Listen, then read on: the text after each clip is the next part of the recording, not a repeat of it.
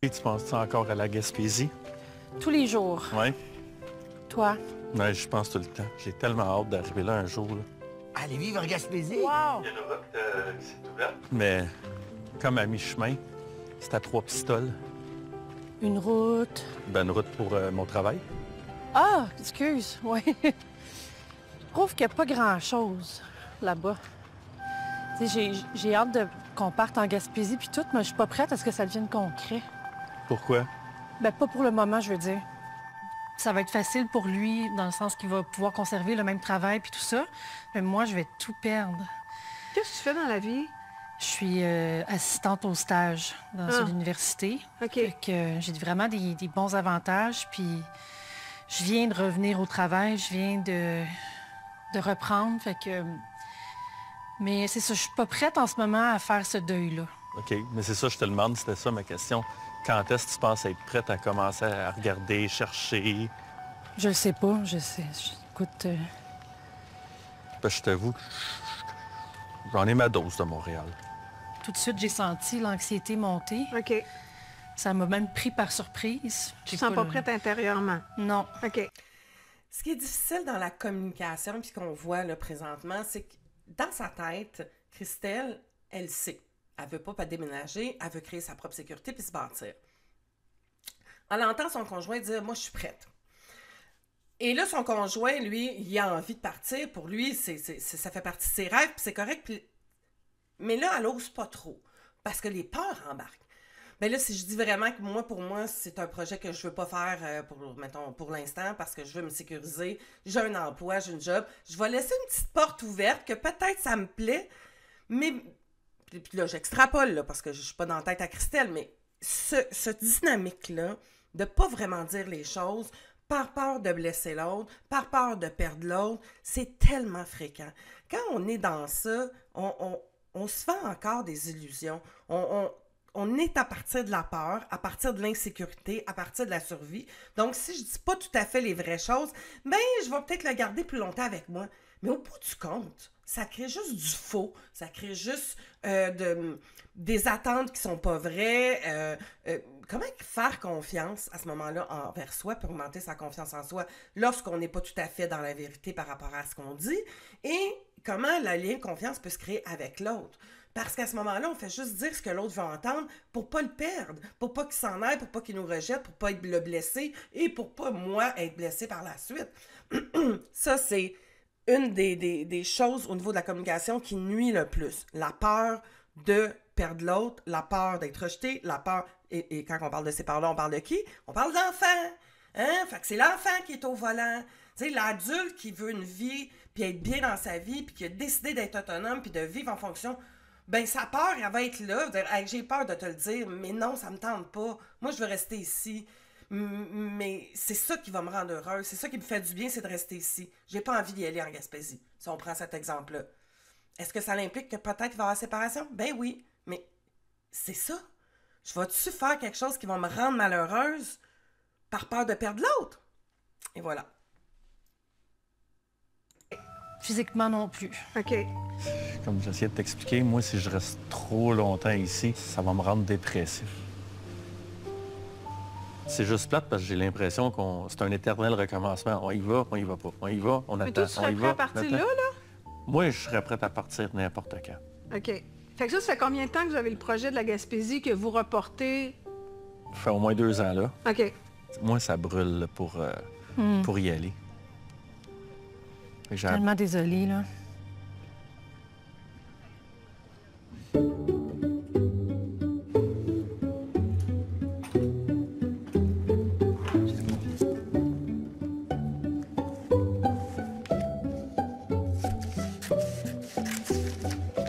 Avec le couple d'avant Madeleine, on a eu 3 enfants.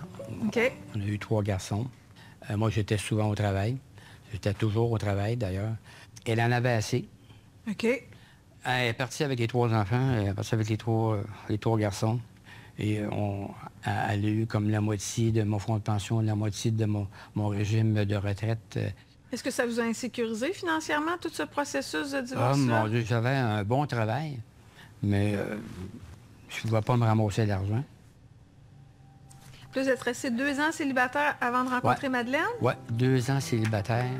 Ça faisait 1 an là, que je travaillais à l'usine. La dernière année, je me disais, hey, j'aimerais tout ça me rencontrer une femme intelligente, présente, avec de la tendresse, avec de l'amour. Wow! Il est bien beau dans ses propos, lui. Il est touchant. Ah. Bon, moi, je préfère le bleu. Moi, je vais avec mauve. Puis si on a la même réponse? Ben, c'est l'amour, alors on va prendre le rose. Parfait. J'ai une suggestion à vous faire, parce que comme on amorce le processus de pardon, fait que je vais vous proposer un questionnaire que vous allez remplir chez vous, puis répondez aux questions le plus ouvertement possible, juste pour se resituer. Pensez-vous qu'on peut aimer et tromper en même temps? Moi, je dirais oui, parce que je t'aimais, j'étais déconnecté, oui. Mais l'amour va jamais cessé, sinon je serais pas avec toi après, là. Mais Selon moi. Mais rose. Rose, ah. Merci. Parce que je serais pas ici en ce moment si je croirais pas que tu m'aimais encore pendant que tu le faisais. Je pense vraiment que tu vivais 2 vies déconnectées. Je pense vraiment... Sauf que le problème, c'est que quand je suis dans la même pièce que toi, puis tu te dépêches à descendre les marches pour aller faire tes cochonneries en bas... Ah là, elle repart la cassette, là. C'est quand que ça va pas, là. Je me comprends juste pas. Je ne me comprends pas. De ce que je crois, qu'est-ce qui m'a emmené à ça, c'était sûrement la surcharge de travail. Mais j'ai consommé, j'ai pris de l'alcool, j'ai pris les gélules, j'ai pris des OK, somnifères. on est d'accord que tu n'es pas présent, tu es complètement déconnecté à toi-même. Oui. Ce qui fait que ça fait juste un build-up supplémentaire qui justifie pourquoi tu as perdu pied, mais tu as perdu pied là. Oh, ça, c'est clair. Fait-tu du sens pour toi? Toi, tu me regardes avec ton... Pour moi, tu peux pas vivre 2 vies différentes puis de pas savoir qui t'es dans une quand t'es dans l'autre, tu sais. C'est pas une justification, Stéphanie. Ça ne justifie pas. Moi, je t'aime plus inconditionnellement, ça, c'est sûr. Ça reviendra pas, d'après moi. Attends, Valérie. OK, moi, je veux parler de l'amour inconditionnel. L'amour inconditionnel, là, c'est une belle chimère, selon moi. Ça veut dire d'aimer quelqu'un sans aucune condition. Et ça, c'est totalement faux. Parce que quand on a des blessures, quand on a un vide intérieur, inconsciemment, tu vas vouloir que cette personne-là remplisse ton vide. Tu le sais peut-être pas consciemment, mais c'est pas inconditionnellement. Ça veut dire que tu vas aimer quelqu'un sous aucune condition. Fait que la personne, elle peut faire n'importe quoi, agir de n'importe quelle façon, et tu vas continuer de l'aimer pareil. Ce qui est faux. Donc, essayez pas d'aimer inconditionnellement. Essayez de vous aimer vous le plus possible, de vous respecter vous le plus possible et d'accepter l'autre dans tout ce qu'il est le plus possible et de travailler ensemble. Dire, regarde, ça, il y a tel comportement, il y a telle chose, moi j'ai tel comportement, j'ai telle chose, puis on va travailler ensemble pour construire. Je veux aussi revenir sur le questionnaire. Ça, c'est génial. Quand j'ai des couples, même des gens individuels, je fais faire beaucoup d'exercices en dehors des coachings, des questionnaires pour mieux se connaître, pour aller plus loin. Ce que moi, je suggère par contre, parce que là, ils font ensemble. Souvent, quand je donne des exercices à des couples, c'est de le faire séparément. Vous le faites séparément, puis après ça, vous revenez ensemble. Pourquoi? Pour que les réponses soient le plus dans la vérité de qui tu es maintenant. T'sais? Et après ça, on regarde, on en discute, puis on observe ça, puis on en parle. Le travail que Stéphanie a beaucoup à faire aussi, c'est lorsqu'elle se voit partir dans sa cassette, de l'arrêter. Parce que, oui, ça l'a blessée, mais ça l'arrange rien de tout le temps ramener cette cassette-là. On le sait, c'est un trauma, on en a parlé dans d'autres. Fait que j'ai hâte de voir comment elle va s'occuper de ce trauma-là, elle-même, pour décider de switcher de bord, tu sais.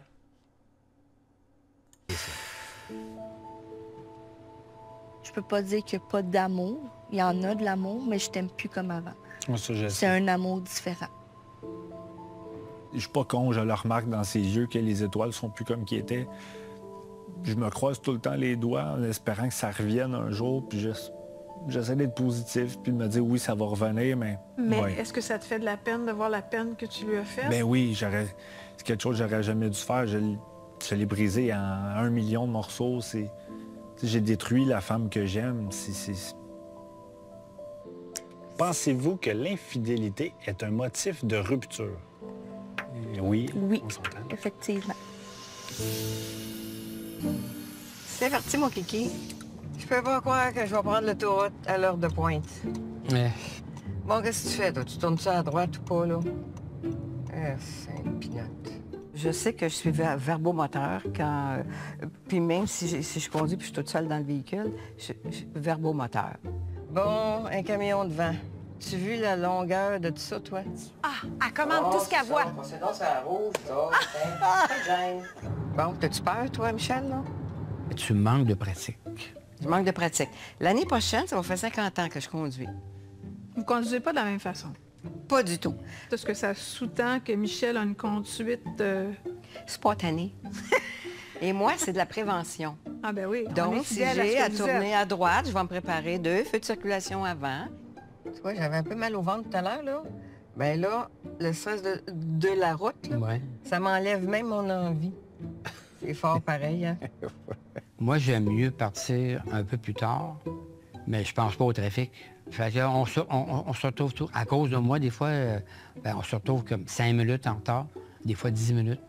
Mais souvent juste.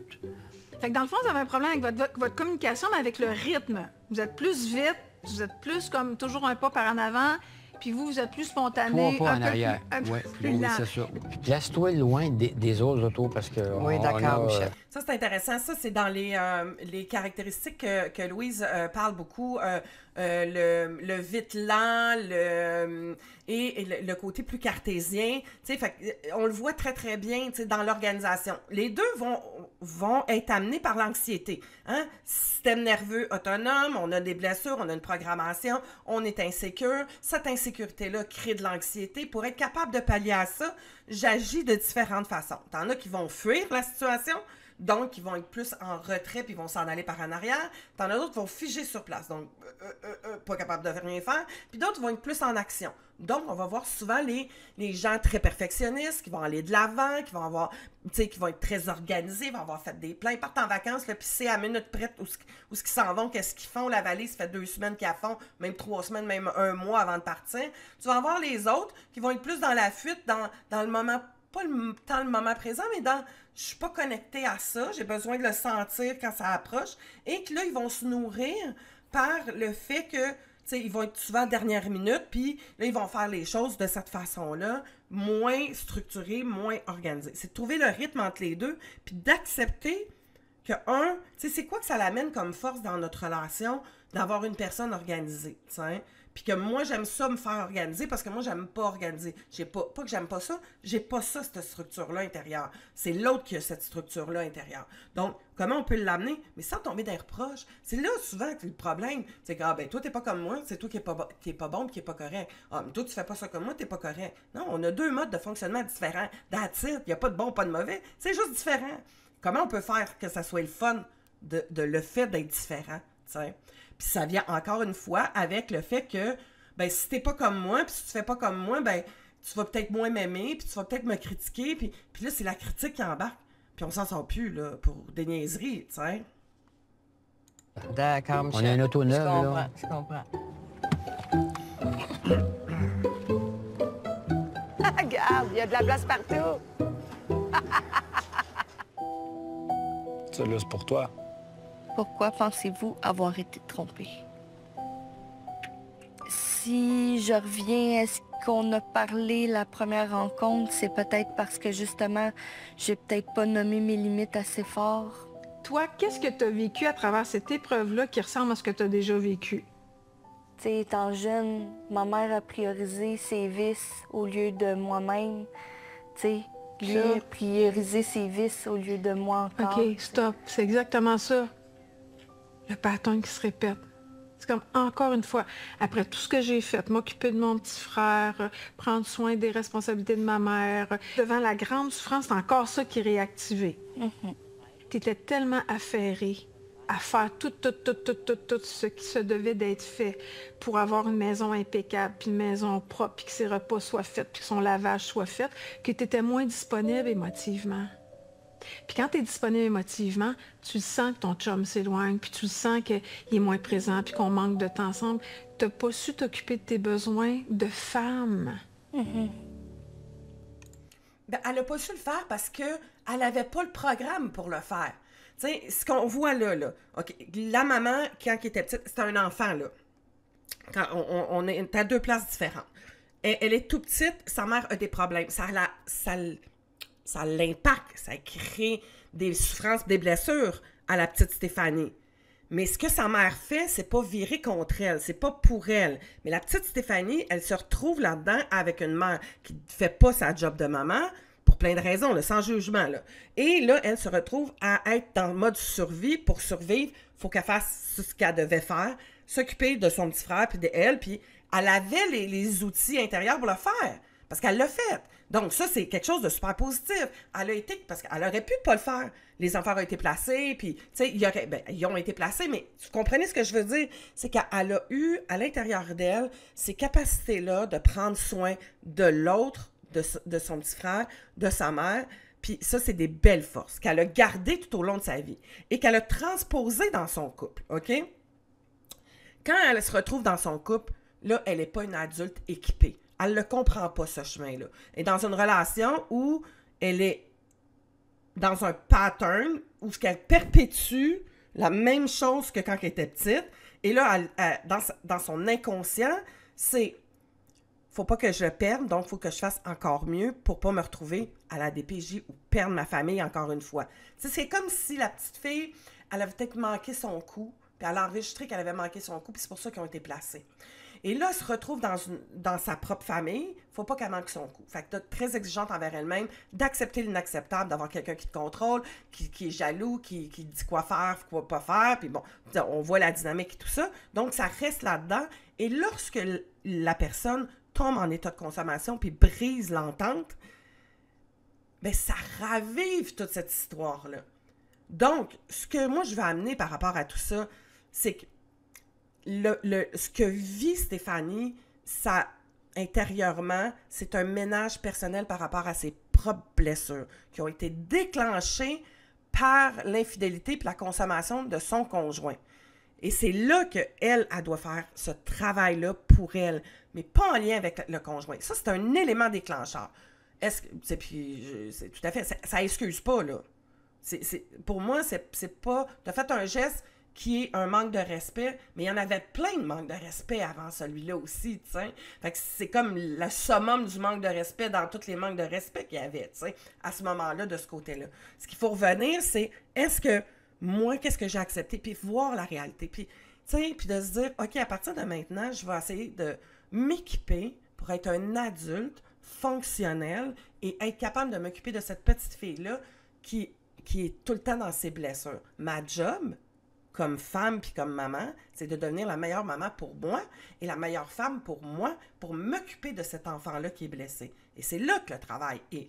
C'est là que le travail est. C'est comme ça qu'elle va s'en sortir. Puis si toi, tu m'écoutes puis que tu comprends ce que je dis, c'est comme ça aussi que tu vas t'en sortir. C'est... Voilà. Je peux te savoir un autre petit bol, s'il te plaît, pour moi.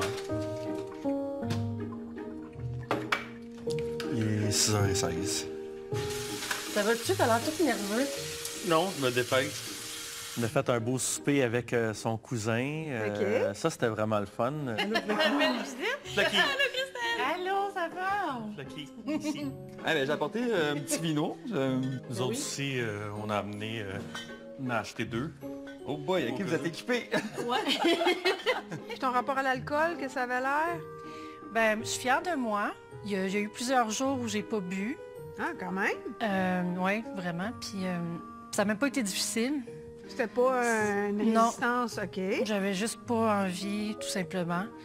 Je pense que c'était une grosse partie du problème, tu sais, de pourquoi j'allais pas bien. C'était un cercle vicieux, en fait. Ouais. Je buvais pour me calmer, calmer mon anxiété puis tout ça, mais en même temps, c'était un dépresseur. Fait que là, on dirait que j'ai réussi à me sortir de ce cercle vicieux-là, puis on dirait que je respire, là. Ça fait comme... Wow! Félicitations! Merci beaucoup. Vraiment. Fait que là, ce temps-ci, vous êtes bien occupés. Oui, on est bien occupés. On a des petits défis À réaliser, mais tu sais, c'est pas des enjeux qui fait qu'on va se laisser parce qu'on s'aime. Mais vous êtes bon de partager ça devant nous. Ben oui, vraiment, cette facette de votre personnalité qu'on ne connaît pas. Pas encore! On est allé souper à un petit resto qu'on n'avait jamais été là, avec mon ami Alex. Je suis contente que tu sois là, mon ami. Moi aussi, comment ça va, toi? Ça va bien. On a eu notre deuxième séance avec Louise. Oui. J'ai pleuré. Mais ça, c'est normal, hein? C'est fait pour vivre tes émotions. Puis... Parce qu'on a parlé d'avortement, mon avortement. Moi, je me suis fait avorter dans les débuts avec Guillaume. Puis, comme tu le sais, j'aimerais être un jour maman. Tu sais, Guillaume, il n'est pas prêt. Puis je sais pas s'il va être prêt, puis c'est bien correct. T'sais, on n'est pas fait pour avoir des enfants, tout le monde. Je sais qu'il serait un bon père. T'sais, à chaque fois qu'on voit mes nièces, il est bon, puis il aime ça, les enfants. Puis mais c'est pas une question d'être bon à un moment donné, c'est de le vouloir, de t'investir dans ça. C'est quelque chose de gros, là. Exactement. Puis ça c'est une discussion avec Guillaume, parce que c'est lui, il me dit qu'il n'en voudra peut-être pas, mettons. L'enfant, excusez. C'est correct.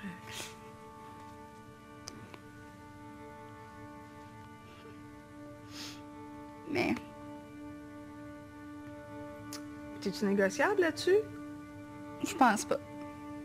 Puis je comprends parce que t'es tellement habitué de choisir les autres. Là, c'est comme avoir un enfant, ce serait vraiment une direction de hey, là, je me choisis, mais j'ai pas le choix, je suis pas capable de dire non à ce projet-là. Comme si c'était. Avoir un enfant, c'était la fin de ta codépendance. Ouais. Ouais, je comprends. C'est comme si pas avoir un enfant pour répondre aux besoins de Guillaume, plus loin que ça, je vais pas. Je comprends. C'est comme ma limite. Ouais. Oui. Mais tant mieux si là, tu as vu que toi, c'est un besoin, là, genre, tu trouves que c'est un besoin pour toi, en tant que femme, d'avoir des enfants, ben, faut que tu trouves un père. Se choisir, c'est exactement ça. C'est-à-dire que si je rencontre quelqu'un, que nos choix de vie, nos valeurs, on s'en va pas dans la même direction, on n'a pas les mêmes envies, on n'a pas les mêmes... Mais qu'on reste ensemble parce que ça vient nous remplir nos vides affectifs, parce que ce chemin-là, puis ce travail-là, bien, tu passes à côté de plein d'affaires, puis tu mets de côté plein de choses. Tu sais, une personne, tu peux te dire, ben gars, je l'aime pour telle chose, mais moi, j'ai envie de construire, puis c'est pas ça qui va faire en sorte que je vais construire ce que j'ai envie, tu sais. Et là, on voit, tu sais, par rapport à Cathy, tu sais, son désir d'être maman est important. Et à partir de là, c'est ça qui doit être en priorité. De se dire, ben moi, je vais avoir un conjoint qui, lui aussi, va avoir envie d'avoir des enfants, puis qu'on va s'en aller dans cette direction-là, et que c'est ça qui est important pour moi. C'est ça qui est prioritaire. Et lorsque on apprend à se connaître, à s'aimer, à comprendre notre programmation, ce qu'on a besoin dans la vie, puis ce qu'on veut plus dans notre vie, c'est là qu'on va dessiner nos choix. Et on s'en ira pas en relation par peur. Par peur d'être toute seule, par peur de ne pas être aimée, par peur du rejet, par peur de l'abandon. On ne sera pas en relation par peur. On va être en relation par choix parce que c'est un partenariat qui va faire en sorte que tous les deux, on va s'en aller dans une direction qui va nous permettre d'être plus épanouis, d'être plus sereins, d'être plus en paix intérieurement et d'avoir plus de fun dans notre vie puis du plaisir, t'sais. Mais ce travail-là doit se faire d'une façon rationnelle. Moi, souvent, je dis en amour, là, oui, le cœur, mais fais attention parce que ton cœur, vu qu'il y a des blessures, puis qu'il y a des manques, il peut t'envoyer des fausses données. Il t'envoie des fausses données. Donc, il faut qu'il y ait une partie rationnelle, puis pour mieux comprendre puis se connaître avant d'embarquer ou de continuer dans une relation. All right. Belle corne. Ouais, je me suis gâté, je me suis fait un petit cadeau. Non, mais il a dit je me suis gâté. Ça veut dire qu'il y a quelqu'un qui a dit... moi, je me gâte différemment. Aujourd'hui, je parlais de ça avec Christelle, la Gaspésie, puis là, tu sais, là, elle m'est revenue dedans en me disant qu'elle n'est pas prête. Tu sais, c'est correct, je ne veux pas sauter d'étape. Ouais. C'est juste que ce que j'essaie de se faire comprendre, c'est que je suis tanné de faire le yo-yo. On était prête, puis là, t'es pas encore prête. Ouais. Puis là, à un moment donné, c'est comme... Moi, j'y tiens beaucoup, tu sais, c'est important parce que Montréal m'apporte rien. Mais son travail, me semble, ça lui fait quand même un certain bien, non? Ça se peut-tu? Oui. Au moins, si elle peut avoir une solidité à travers ça en ce moment. Puis là, après, quand elle va être sentie comme accomplie, là, elle pourrait faire le move pour aller à l'extérieur. Je vais attendre, c'est juste que j'ai besoin de savoir c'est quand. Si tu me dis que c'est dans 2 ans, tu ne te vois pas là, c'est correct. Mais au moins, je le sais que dans 2 ans, on ne sera pas là. OK, fait que mettons qu'on fait l'exercice. D'ici combien de temps, là, tu penses que tu serais au meilleur de ta forme pour prendre une décision plus éclairée? Je dirais 1 an. OK. Dans 1 an, à la lumière de comment l'aura géré puis comment ça se passe entre vous, là, on réévaluera le projet. Ça, c'est plus clair pour toi? Oui. OK, parfait. Mais peut-être là-dedans, ce qui est bien aussi, c'est de justement laisser les choses aller, pas créer de pression. Ça va lui permettre de sentir quand elle-même va être prête. Puis ça se pourrait très bien que ce soit plus rapide que tu l'aurais cru. Oui. Moi, je serais curieuse, tu sais, la question que je poserais, OK, ce projet-là, es-tu prête à le vivre toute seule? Ce projet-là part de qui? Première des choses, ça part-tu plus de lui, de elle, ils l'ont-tu eu ensemble? Et à partir du moment, c'est comme, est-ce que ce projet-là est si important que toi, tu serais prête à y aller, puis que tu sois avec elle ou pas, tu y vas? Parce qu'il y a ça aussi, peut-être que lui, son projet est profond, et là, lui, il se met en attente. Je comprends, accompagner l'autre, être dans l'autre, mais on le voit encore, on est dans une dynamique de non-autonomie affective, donc des gens qui dépendent l'un de l'autre pour se sentir bien intérieurement. Tu sais, et à ce moment-là, de se dire, OK, moi, mon projet, on parle du même projet que du bébé tout à l'heure avec Cathy.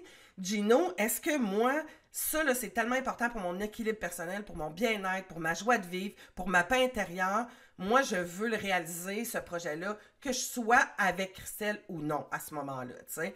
Et c'est là où la situation va, moi, être plus claire avec moi-même, tu sais. Est-ce que j'aime aussi assez Christelle pour dire, OK, non, moi, c'est avec elle que je veux réaliser ce projet-là. Si elle ne veut pas venir, je ne veux pas y aller parce que c'est un projet de couple. C'est là qu'il faut se redéfinir par rapport à nos projets, tu sais. Puis pourquoi ça pourrait pas être, mais regarde, moi, pour moi, c'est super important. Moi, je vais partir. Moi, je vais y aller. On va continuer de se voir. On va continuer de se parler. On va prendre soin de nous chacun de notre côté. Puis, ben, quand tu seras prêt, tu viens me rejoindre. Pourquoi pas? Mais quand on est dans l'insécurité financière, pas financière, mais en insécurité émotive, en insécurité intérieure, tu prendras jamais ce choix-là. Parce que c'est pas le problème de communication, on a, on parle, on communique, c'est la façon comment c'est perçu puis comment c'est dit, tu sais. Est-ce que vous communiquez vos émotions? C'est l'affaire, genre, vous dites... Guillaume, oui, moi, un peu moins. Ouais, c'est ça. C'est ça. C'est ça. Ouais.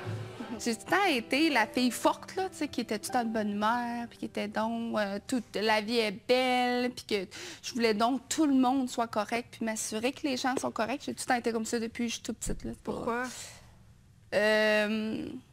Parce que ma mère, elle a une relation très toxique, jeune. J'avais à peu près 9 ans, fait que ça a été super rapide, là, que le beau-père est arrivé dans ma vie. Puis c'était avec ton beau-père que la relation était toxique? Oui. Fait que toi, tu as appris jeune à ne pas ressentir, à ne pas donner de l'importance à tes émotions, à prendre soin, à créer une ambiance agréable, enthousiaste. Oui. C'est quoi l'émotion principale que tu vivais dans cet environnement-là? Bien, c'est de la peur, là, un peu. Là. C'est de la survie, là, veux pas. Puis, de la honte aussi, là. J'avais honte de pas pouvoir le dire, de vivre avec ça, d'être là encore, de faire un semblant que tout va bien. J'avais honte, j'avais peur. Tu n'étais jamais en sécurité? Non. Puis toi, quand tu souffres, tu essaies de comprendre, ça t'allège un peu? Oui. Oui, exactement. J'essaie de me voir comme si je n'étais pas dans mon corps nécessairement qu'une émotion, c'est comme... Je suis capable de l'analyser, puis je suis capable de... Tu sors de ton corps. Ah oui, complètement. Quand que je vis peu importe quoi, là. C'est fine. Puis ça, là, pour moi, c'est pas négatif. C'est la capacité de sortir puis de se voir, mais après ça, c'est comme, OK, qu'est-ce que je fais avec cette petite-là? Parce que quand tu te regardes puis tu vois l'émotion, là, il faut que tu reprennes puis que tu viennes réconforter. Donc, tu te mets dans la position de la petite fille. Mais tout ce que je veux voir, encore une fois, je vous ramène toujours, là, ici, on a un conditionnement de quoi? La rebelle, soit forte. On a people pleasing, hein, la conformiste fait plaisir aux autres. Donc, on est dans ces deux-là qui sont là, puis moi, je suis en avant, puis j'aide, puis aussi peut-être par rapport aux autres, au regard des autres. Donc, je camoufle que ça va pas bien à la maison et je fais toujours comme ça va bien, tout va bien, puis je mets tout en dessous du tapis, puis parce que moi, je suis forte, puis je suis capable, puis je vais de l'avant. Donc, tout le mécanisme fonctionne ensemble. Allez voir vraiment la vidéo, le cours que je vous ai fait sur la mécanique affective, parce que ça l'explique tout ça. Hein? Tous les liens d'attachement, notre histoire, qu'est-ce qu'on a construit, les blessures, puis comment que ça se construit, mon programme intérieur, pour être capable. Pourquoi le savoir? Bien, parce que, un, tu le comprends, puis deux, un coup, tu le sais, puis tu en es conscient, mais là, tu peux travailler avec ça, puis savoir où tu t'en vas, puis qu'est-ce que tu as besoin de réparer à l'intérieur de ça. Quelle roue qu'on change, quel programme qu'on change. Maintenant, quand que je fais ça, c'est quoi le bouton, puis c'est quoi la réaction que je vais avoir. Puis ça se fait en travaillant sur soi, bien évidemment. Merci d'être là pour moi. C'était mon ami. Que pensez-vous de l'infidélité? Cela ne se fait pas, mais est pardonnable. Cela peut se faire pour une bonne raison, ou cela est impardonnable. Toi, tu marquerais quoi?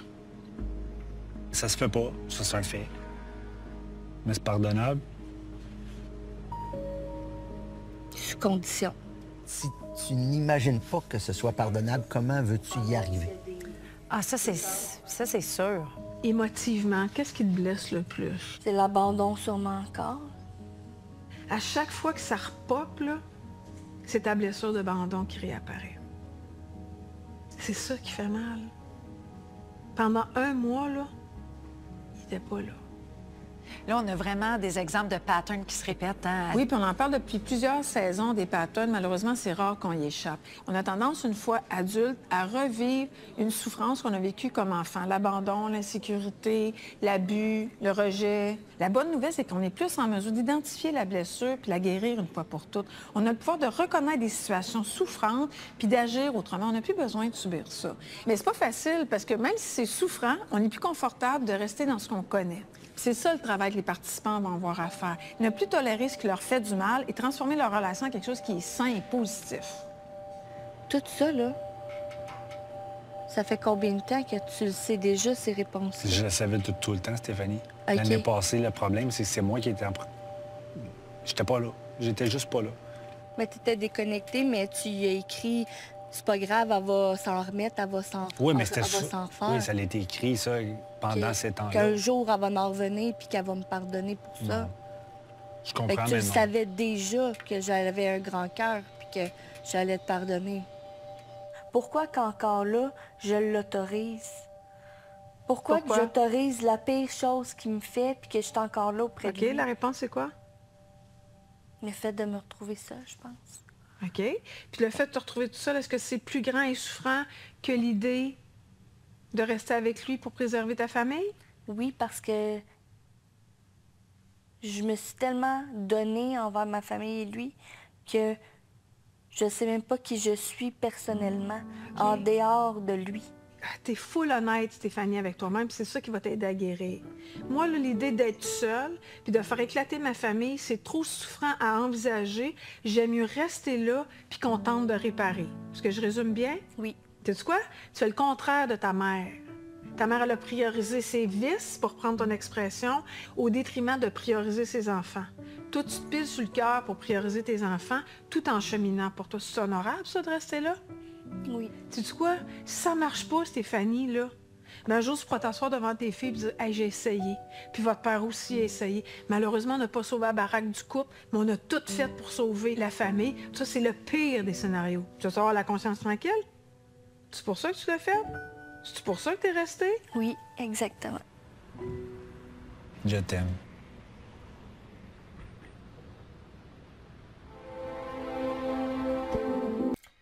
C'est très, très, très, très bien résumé.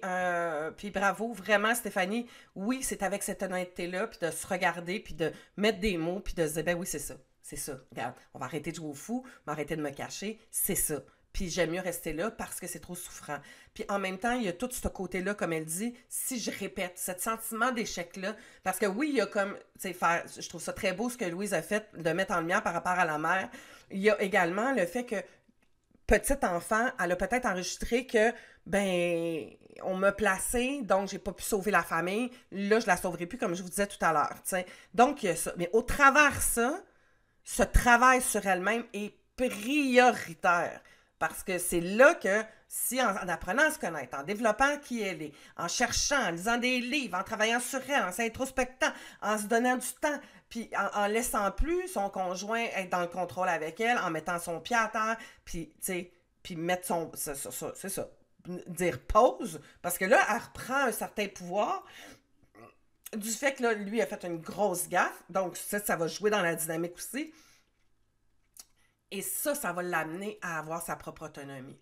La peur de l'abandon va s'atténuer parce qu'elle ne s'abandonnera plus. Elle va savoir qu'elle peut compter sur elle. Et ça, c'est de l'extraordinaire. Magnifique! Bonne fin de soirée.